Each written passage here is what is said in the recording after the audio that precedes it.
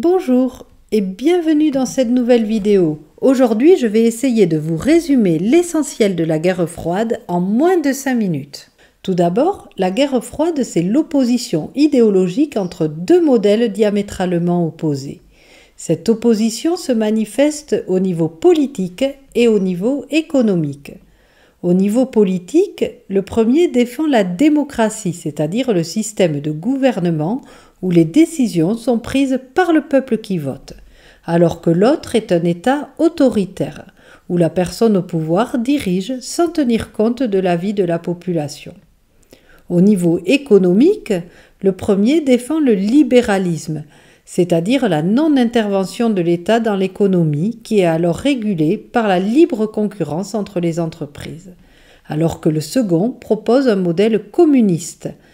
Là, tout appartient à l'État, la propriété privée n'existe pas, l'objectif étant de parvenir à l'égalité entre tous les habitants. Les États-Unis sont le chef de file du premier modèle, alors que l'URSS est celui du second.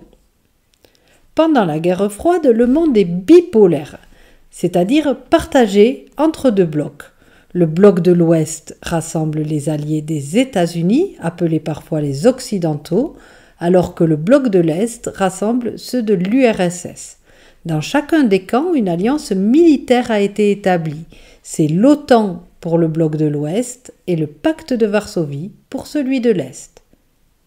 La guerre froide, c'est une période.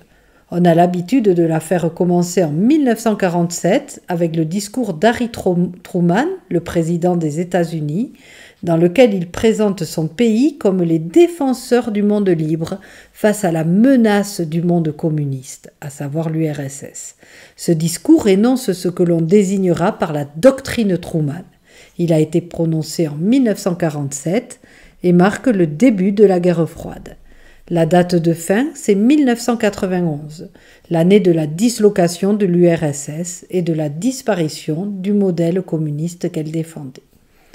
Enfin, la guerre froide est composée de différentes crises qui opposent les États-Unis et l'URSS, mais tout le temps de façon indirecte à travers d'autres pays. Il n'y a jamais eu d'affrontement direct entre les deux grands, ce qui explique ce terme de guerre froide. Ici, je vais vous présenter rapidement deux crises de la guerre froide, celle de Berlin et celle de Cuba. Vous pouvez retrouver plus en détail dans une autre vidéo la crise de Berlin. Donc là, pour dire l'essentiel, pendant cette période, on retrouve toutes les étapes de la guerre froide en Allemagne. Après le blocus de 1948-1949, le pays est divisé en deux, la RFA adoptant le modèle des États-Unis et la RDA suivant celui de l'URSS. L'année 1961 est marquée par la construction du mur de Berlin qui symbolise l'apogée de la guerre froide. 1989, c'est, on pourrait dire, le début de la fin de la guerre froide avec la destruction du mur de Berlin. Et en 1990, l'Allemagne est réunifiée. Mais cette réunification, c'est en fin de compte une victoire du modèle des États-Unis, puisque la RFA englobe la RDA qui finalement disparaît. Aujourd'hui encore, le nom officiel de l'Allemagne, c'est la République fédérale d'Allemagne. L'autre crise, c'est celle de Cuba en 1962.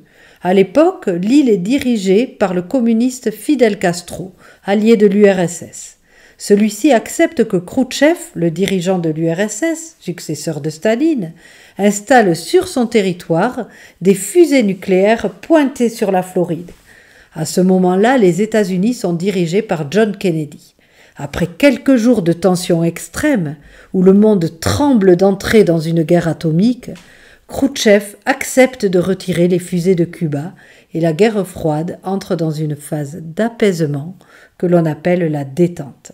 On aurait pu citer d'autres crises comme celle de Corée qui débouche sur le partage du pays en deux, ou celle du Vietnam qui se conclut cette fois par une victoire du Vietnam du Nord communiste sur le Vietnam du Sud qui lui était soutenu par les États-Unis.